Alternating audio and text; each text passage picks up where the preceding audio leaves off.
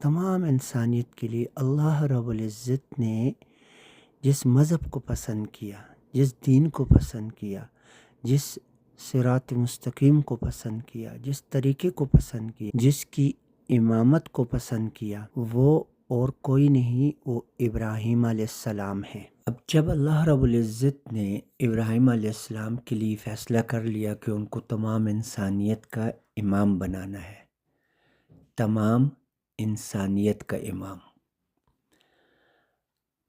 یعنی قیامت تک آنے والے انسانوں کے لیے اللہ رب العزت نے فیصلہ کر لیا کہ ابراہیم علیہ السلام کو امام بنانا ہے، یعنی وہ آگے ہوں گے اور ساری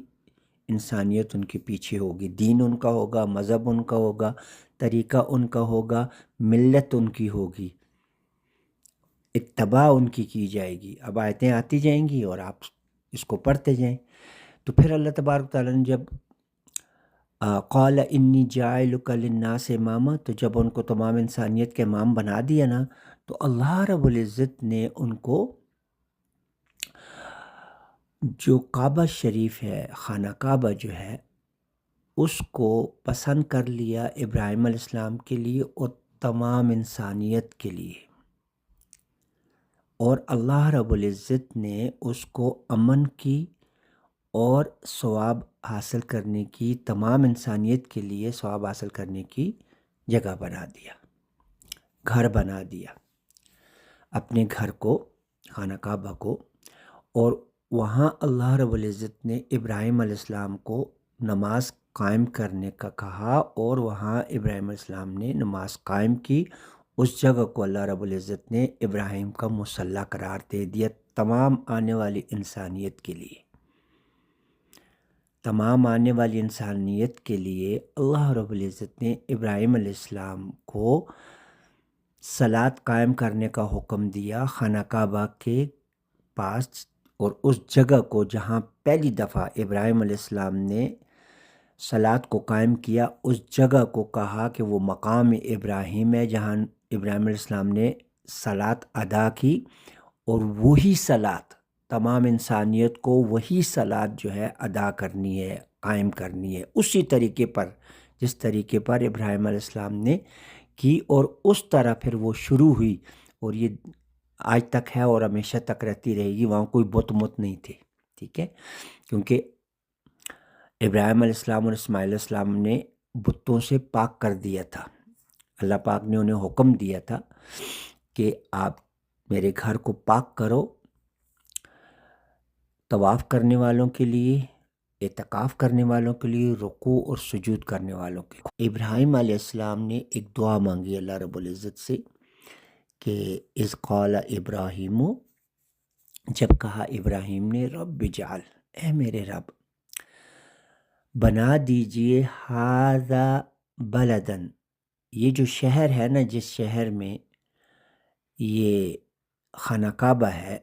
یہ شہر جو ہے، اس شہر کو آمن و امن والا بنا دیجئے، اور اس کے جو رہنے والے ہیں ورزق اہلہ، اور اس کے جو رہنے والے ہیں ان کو رزق عطا کر دیجئے، من الثمرات،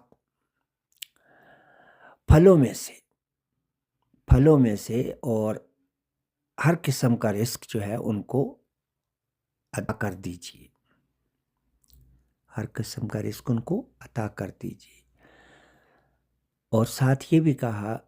کہ وہ جو اہل ہوں گے نا وہاں کے، وہ ایمان لائیں گے، من آمنہ، ان میں سے جو ایمان لائے، منہم، ان میں سے، باللہ، ساتھ اللہ کے، والیوم الآخر، اور آخرت کے دن پر،